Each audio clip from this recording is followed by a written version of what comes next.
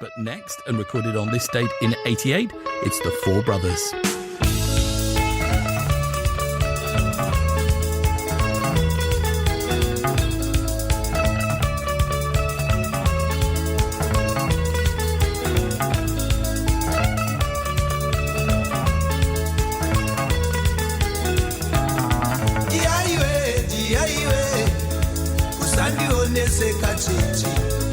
Rudo Chete runondinetsa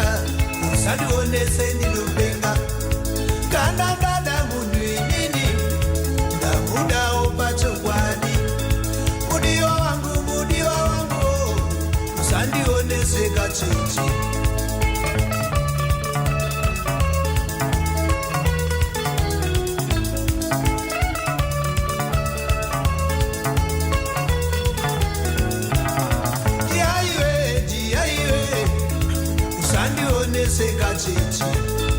Rudo Chete runondinetsa usanionese ndinopenga kana dada munhu inini ndamudawo pachokwadi mudiwa wangu usandionese kacheche Rudo Chete runondishungurudza runotadza kugara pasi ndikaswera ndisina kukuona zvinondirwadzawo pamwoyo ndinoswera ndakakutakura mupfungwa dzanguwo shamwari tichingofunga nyaya dzedu dziye nyaya dzedu dzemandorokwati pfungwa dzangu ibara ramhanya nekufunga rangu ramangwana chiri chii chinganifadze kana ndisina kukuona Rudo Chete runondituma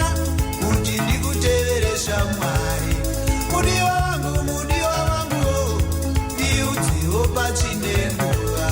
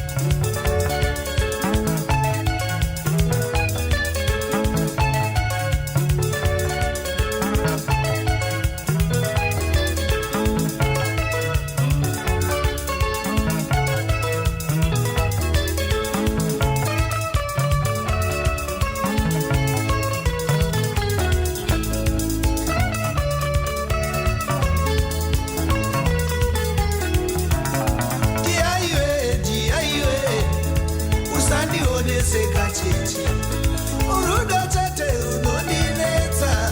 usanionese ndinopenga kana dada munhu inini ndamudawo pachokwadi mudiwa wangu usandionese kacheche Rudo Chete runondishungurudza runotadza kugara pasi ndikaswera ndisina kukuona zvinondirwadzawo pamwoyo ndinoswera ndakakutakura mupfungwa dzanguwo shamwari tichingofunga nyaya dzedu dziye nyaya dzedu dzemandorokwati pfungwa dzangu ibara ramhanya nekufunga rangu ramangwana chiri chii chinganifadze kana ndisina kukuona